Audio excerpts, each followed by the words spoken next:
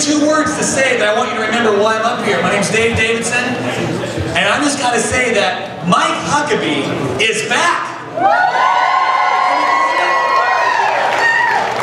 Such an honor to see Mike Huckabee tonight in his first rally as a presidential candidate. He's here in Iowa tonight. So, if you would bow with me in prayer, we're going to pray for the food we're about to eat. We're going to pray for the calories we've already had tonight. And so we can just kind of bring it down for a second. We're going to thank the Lord for our food and acknowledge Him for this fantastic evening tonight. We'll just wait 1 second here, even though God can hear us all praying at the same time. Thank you.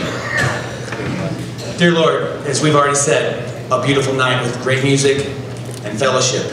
And we thank you for this evening.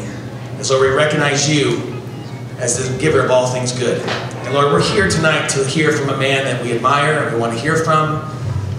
He's inspired us. And we thank you that after, on the heels of this announcement, that he's here in Iowa tonight.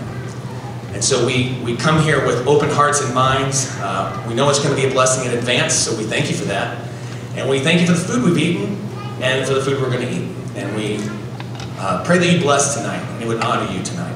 Amen. And now if you could stand, we're going to have a young man come up here for the Pledge of Allegiance. Eagle Scout Jackson Coolers. Thank you.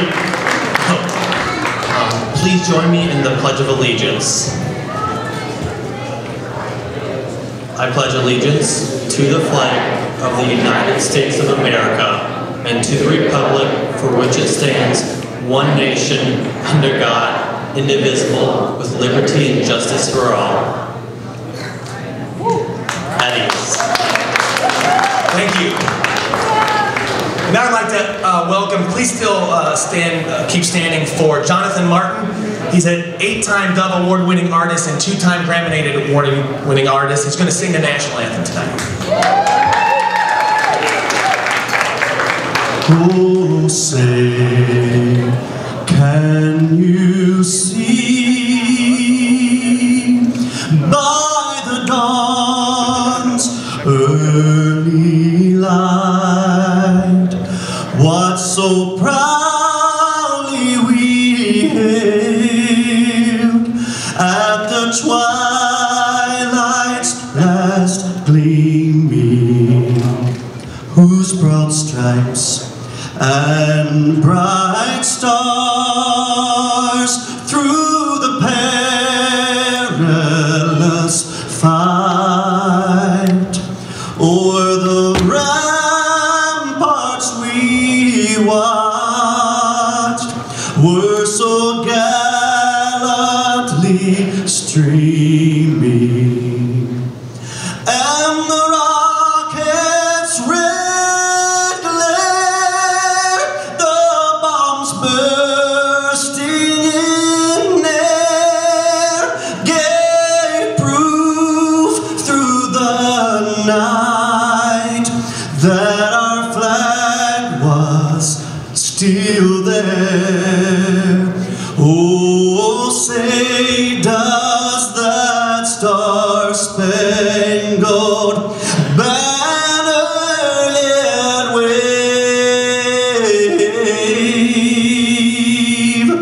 o'er the land of the free and the home of the brave?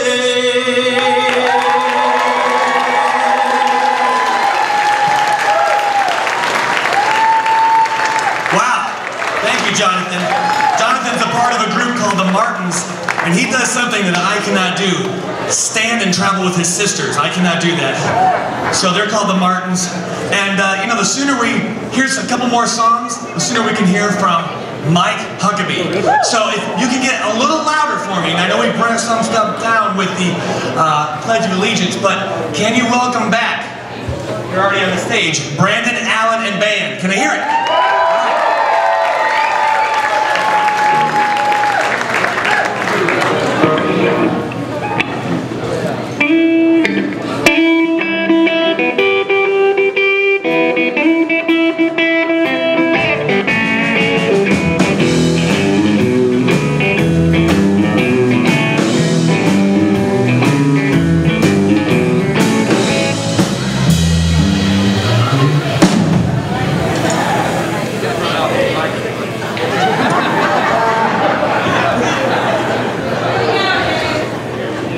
Did you need this? That's totally my bad. I was going to hand it to Governor Huckabee. Well, it's interesting you say that, because I was just about to have a talk with Will, my bass player. And, you know, Frank and Steve and I were thinking maybe it's been a long few years and we could maybe replace you. So I'd like to invite a new bass player, the newest member of the band, the Governor of Arkansas and soon to be next President of the United States, Huckabee.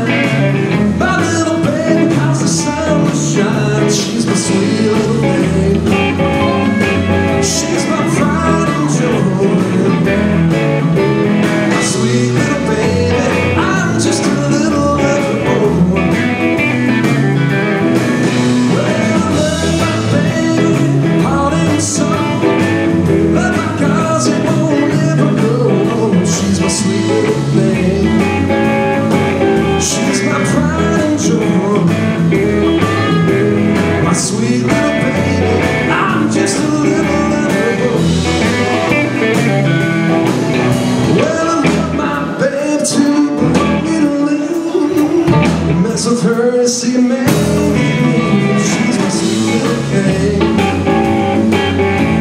my pride and joy, my sweet little baby. I'm just a little boy.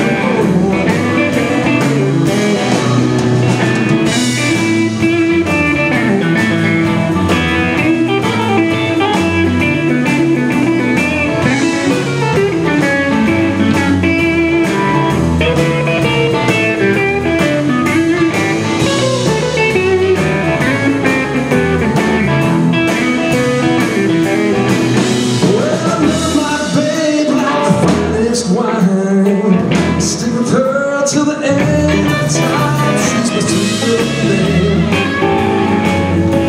my pride and joy, my sweet little baby.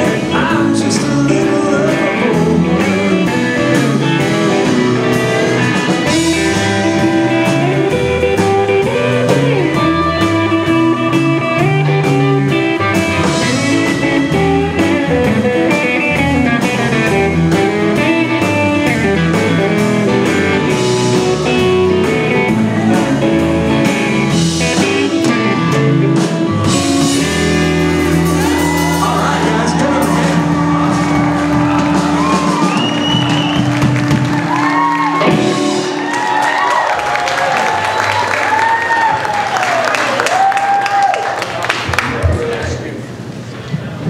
Well, let's put it together one more time for Brandon Allen and his band. You know what was exciting for me? I've been in a lot of bands where I got fired and somebody else got to take my place. I've never been in one where the bass player got fired so I could get to play. I'm pretty sure that was a fake deal because I've heard the bass player and he's really good. That's why I only got to play one song tonight. Hey, thank you guys for coming out. I know it's probably because of the barbecue, but I am glad to be... That wasn't a joke, folks. It's not a punchline. I'm glad to be back in Iowa. It's good to be back.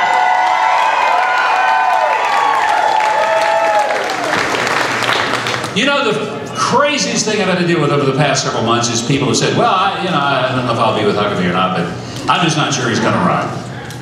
And I'm thinking, how many breadcrumbs have I got to leave on the trail before the birds get the idea here?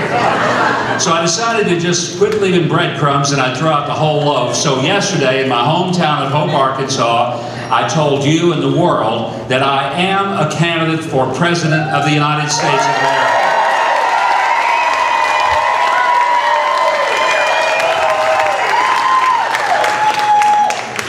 And folks, we need leadership in this country. I believe that most of us accept the fact that things have not gone very well over the past 6.5 years. Now, let's look at some realities here. Can you name any country on earth with whom we have a better relationship now than we did 6.5 years ago? Sometimes if I ask that question, somebody will say, Iran. Actually, we don't even have a better relationship with them because they take us for chumps. They're completely doing whatever it is they want to do, accelerating toward nuclear capacity.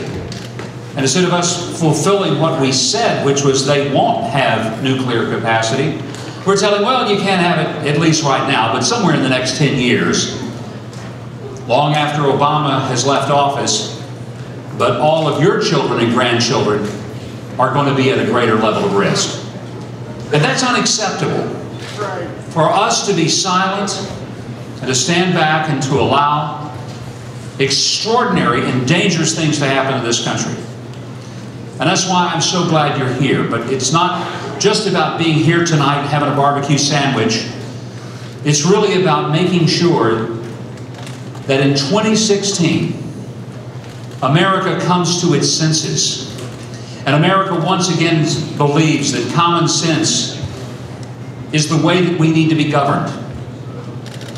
Now, I know something about having to go into a difficult environment. Not all of you understand that when I was first elected Lieutenant Governor in 1993, I got to the state capitol, having won in a very tough election, having fought the Clinton political machinery, which is formidable. It's the nicest word I can come up with right now. Formidable. And so we win this election, special election, July of 1993 for Lieutenant Governor. And I get to the state capitol and my door is nailed shut from the inside. Now, I know a lot of people think it's an apocryphal story and I've exaggerated it. It is not. And it didn't just get nailed shut and then they said, just kidding. It was nailed shut, and it stayed that way for 59 days. Until finally there was so much public pressure that the nails had to come out of the door, and I finally got in the office. Unfortunately, when I got there, all the office furniture had been taken away. It was empty and bare. We had to get a local office furniture place to donate the use of some office furniture. Budget had been zeroed out. It was a delightful welcome. But you know, sometimes the things that were intended for harm turn out for good. Remember the story of Joseph being thrown into the well? And what was intended for harm, he said, turned out for good. And so it was. Because the next year I was re-elected Lieutenant Governor by the largest margin a Republican had ever won in public office in the state of Arkansas. And 2 years after that, when the governor was convicted of Whitewater-related felonies, and had to step down, I was sworn in as governor. Now, some of the Democrats would say, oh, you're not the real governor, you're the accidental governor. And I would say to them, well, whose accident made me governor? And they never, ever used that term again. We fought corruption in that state, and over 15 different elected officials either got indicted, convicted, had to go to prison, or stepped down in some way or another. It was a tough environment, my friend.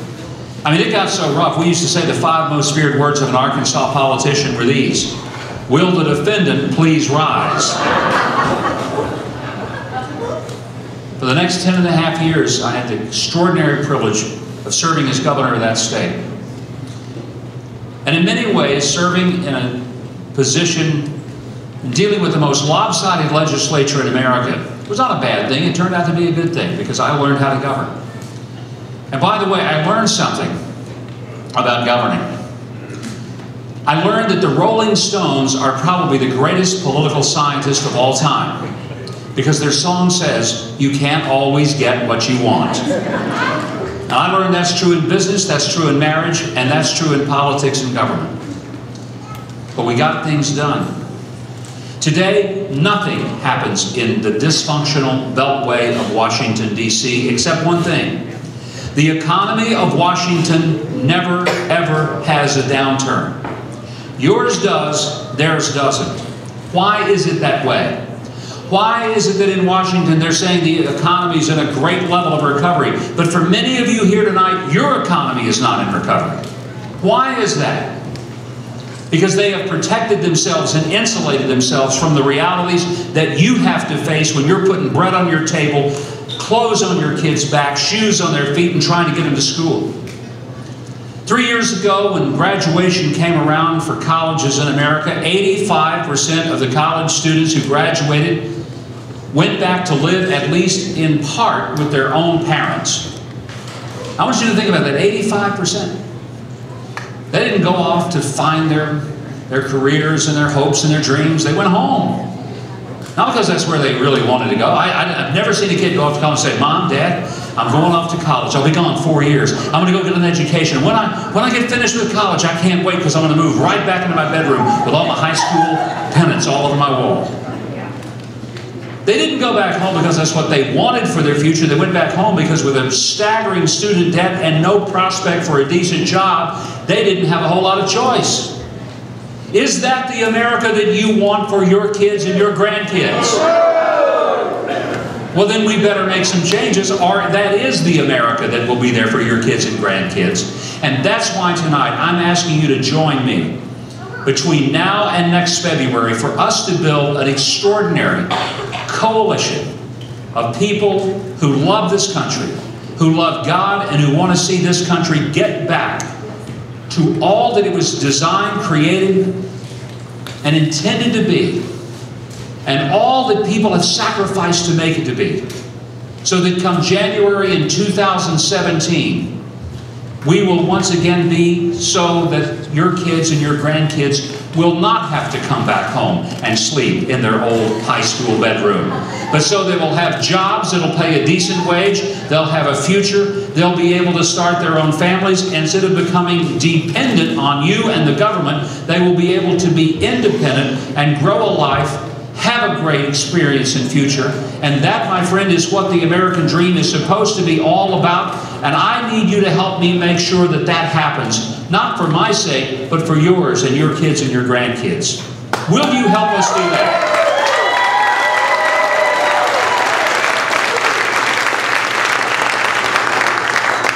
Yesterday when I was in Hope, one of the things that I suggested, why we've got a lot of people in Congress suggesting that what we need to do is figure out a way to cut off the Social Security and Medicare for elderly people, that somehow we're going to balance the budget off the backs of elderly. I don't know how many of you have been ever receiving a paycheck. I'm assuming most of you here have had a job at some point in your life. I want to ask you something. Is the money that was taken out of your paycheck, was that something you just said, gee, I'm glad to see the government's taking a big chunk out of my paycheck? I mean, did you have any say in it? Did they say, would you like to pay into Social Security and Medicare? You did not. That was not an option. The government took that from your paycheck before you ever saw your paycheck. I remember the first time I got a paycheck at age 14. I'd just gone to work at the local radio station in Hope. I get my first paycheck. I look at it, and it says, here's how much I was getting paid. It was $1.25 an hour, minimum wage. I was worth every bit of it, too. $1.25 an hour, and however many hours I had worked that particular week, and then I thought, well, the hours times $1.25. Then I looked and I thought, they took out this stuff, FICA, what is that? And I said, what is all this? And they said, oh, you're paying Social Security, Medicare. I thought, my gosh, I'm 14 years old. Are you kidding me? You really think I'm worried about that right now? Well, but someday,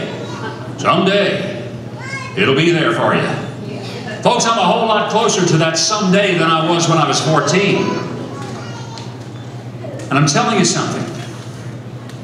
It is a foolish thing for a government to involuntarily confiscate money out of your pockets and paychecks for 50 years and then suddenly tell you, we were just kidding. We didn't mean it. And here's what I suggested yesterday, and I say it again tonight. If Congress is absolutely determined to end somebody's pension, I suggest they end their pension plan and leave people alone who pay down.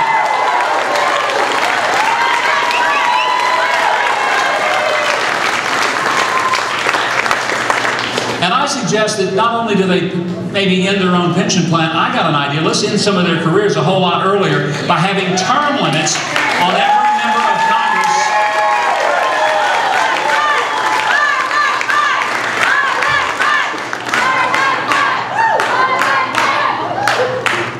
I don't think anybody ought to go to Washington to spend the rest of their lives there.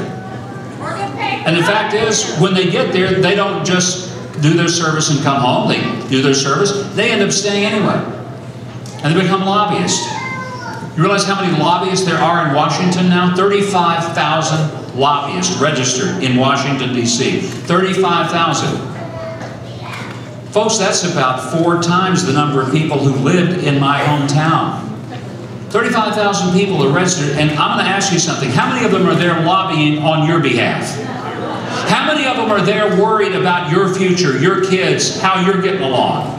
How many of them have called you and said, I just want to make sure you're okay?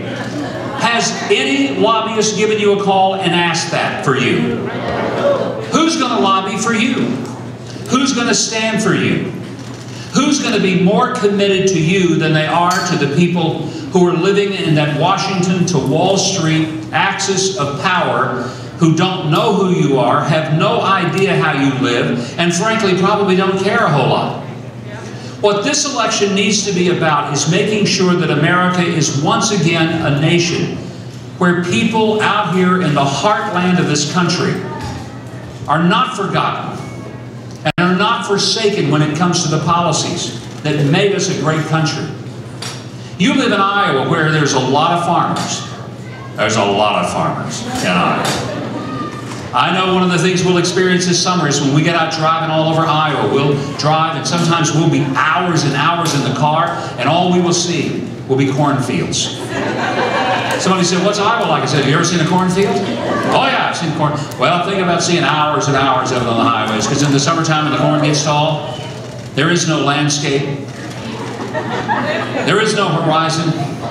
There's a sea of green and it's cornfields. Somebody's got to grow that corn.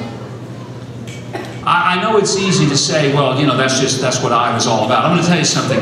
There's less than 1% of the American people who actually are farmers and ranchers. Less than 1%. I'm convinced that 99% of that 1% might live in Iowa. The other part live in Arkansas. I come from an agricultural state. Here's what I don't think most people understand. The people who put the food and fiber on our tables and on our backs are the people who do it more efficiently, more effectively than it's ever been done in the history of mankind. And they feed us efficiently and inexpensively, and they do it in a way that's more safe than any other country in the entire world enjoys. Now, the reason I bring that up, number one, I'm pandering to you. That's why I'm doing it.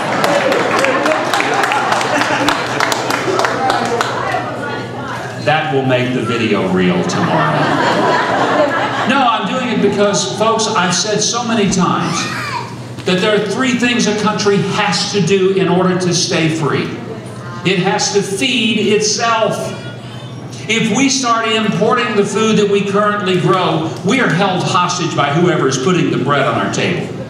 The reason that it matters to every American that we are growing our own food and fiber is because that is a part not just of what we eat, it's not just a part of our economy, that, my dear friend, is a part of our national security. Being able to say that nobody will hold us hostage so that they tell us when we can eat and what and how much. That's part of our freedom.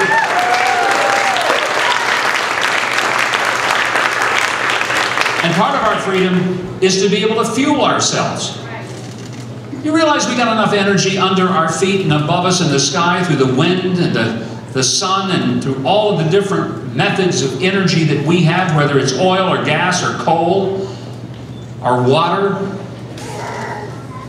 our sunshine, our wind, all the different ways that we have to provide energy. We have enough to take care of this country for several hundred years.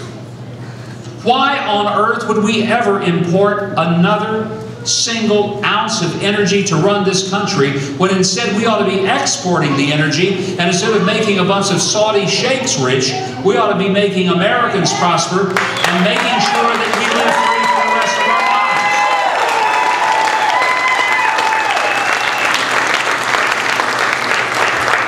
And if this country is going to stay free, we have to be able to fight for itself. That means we need to have manufacturing jobs so that we can manufacture our own planes and tanks and bullets and bombs and armored vehicles and uniforms. Because if we outsource the very fundamental tools of our freedom, just remember this: whoever it is who is making all of those things for us, that's who owns us. We're going to be held hostage to them. It grieves me when I see that a manufacturing job has disappeared in America. And over the past 20-something years, our trade imbalance has resulted in the loss, and I want you to get this figure, $11 trillion of trade deficit. 11 trillion, not billion, not million. $11 trillion of trade deficit in this country. Do I believe in free trade? Yes, I do. But do I believe in the kind of trade where other people cheat and our government lets them get away with it? I absolutely do not believe in that, because it means some people here in this country lose a job and lose the ability to take care of their family. We better be able to fight for ourselves by manufacturing the things that matter to this country's future and freedom. That's how we stay free.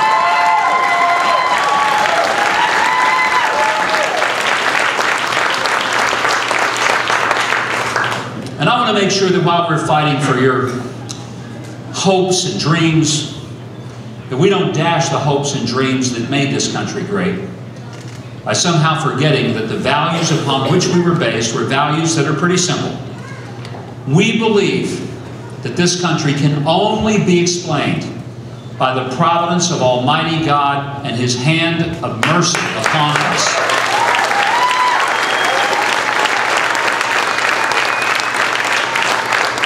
And if we forsake Him, we can expect that He will forsake us. And that would be disastrous to the future of this country. Over the past generation, we've forsaken that compassion and commitment to the value of every human being. I tell people that I am pro-life, not because that for me is a political position. It isn't. It's an issue about what kind of civilization we're going to have. Now, our founders probably didn't understand the full implications even of what they said. They didn't get it perfectly, but they got it right when they said, we hold these truths to be self-evident, that all men are created equal and are endowed by their Creator with certain unalienable rights, among these life, liberty, and the pursuit of happiness. And the part of that that really is the foundation of all of it is that we are created equal. That means there is no such thing as a person who does not have intrinsic worth and value to God, because there is no such thing as a person who's disposable or expendable. We are equal. It doesn't mean we play the instruments the same or that we're all athletic wonder geniuses at that. Look, I figured out pretty early in my life that I was never going to quarterback the Dallas Cowboys to a Super Bowl. I'm now wondering if anybody will ever quarterback the Dallas Cowboys to a Super Bowl. I knew I'd never pitch the Cardinals to a World Series. I understood my gifts were not terrifically athletic. I'd have to find something else. There are people who jump higher, run faster, hit the ball better than I ever will. We're not equal in what we do. We're equal in our worth and our value. And for me, that's why it is so important that we never, ever forget that we must value every single human life, because there is no such thing as a life in whom God has not placed His hope and His promise, His love. And if we ever turn our back, whether it's a life unborn or whether it's a life at the end of the spectrum, a life that is 80 or 90 years old, it doesn't matter at what age. If it's an 8-year-old living in the backseat of a car, or if it's an 80-year-old in long-term care, or if it's an unborn child, 8 weeks or 8 months in the womb, there is an equality about the equal value and worth of that child, of that adult, of that human life. And this country must stand consistently on that basic understanding that all of us are created equal, endowed, not by our government, but by our Creator with those unalienable rights, and stand for them and pass them on to the next generation.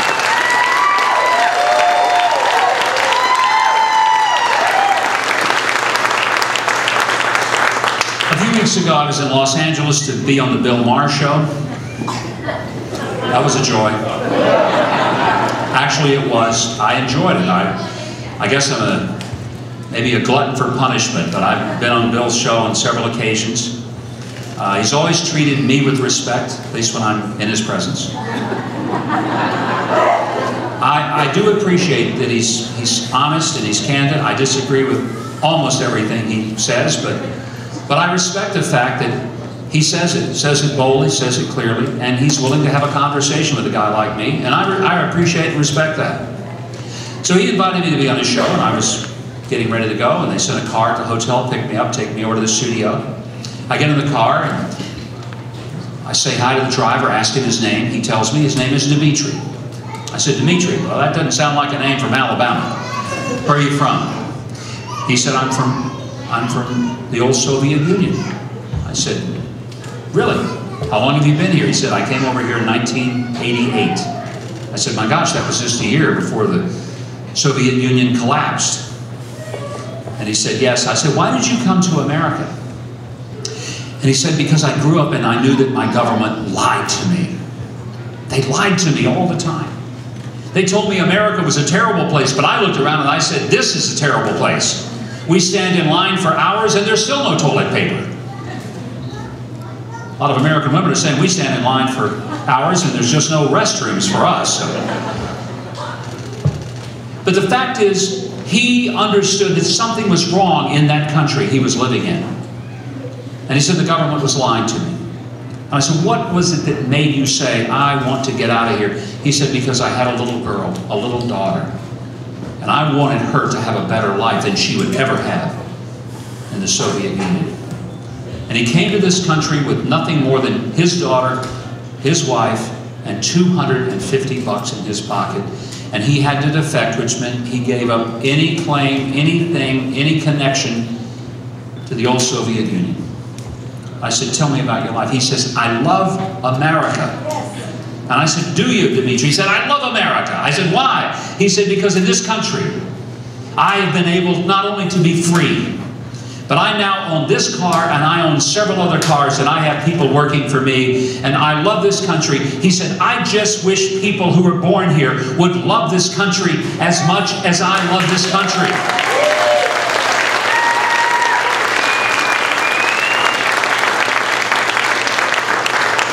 And I was saying, Dimitri, I do too. I wish people appreciated what freedom really means. I said, why don't you tell them? Why don't you speak out and give a speech? He said, I don't talk so good. I have an accent. I said, you sound pretty good to me.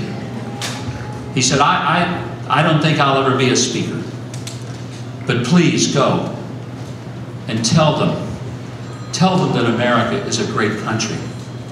I said, how about that daughter of yours? She was just a little one when you came here. What's she doing now? He said, oh, she's a college graduate, registered nurse, has 2 kids of her own, living a good life in America. I said, do you ever regret leaving, coming here? He said, oh no, this is the greatest country on earth. Folks, I don't want my kids and my grandkids to have to learn from someone from the Soviet Union that America is a wonderful place to live. I want them to see it, I want them to hear it, I want them to live it. And this election is about making sure that the next generation doesn't have to learn the greatness of America from someone who came here from the galloping terror of communism, but can understand that America is great because we're committed to making it great again. Let's get out there and make that happen.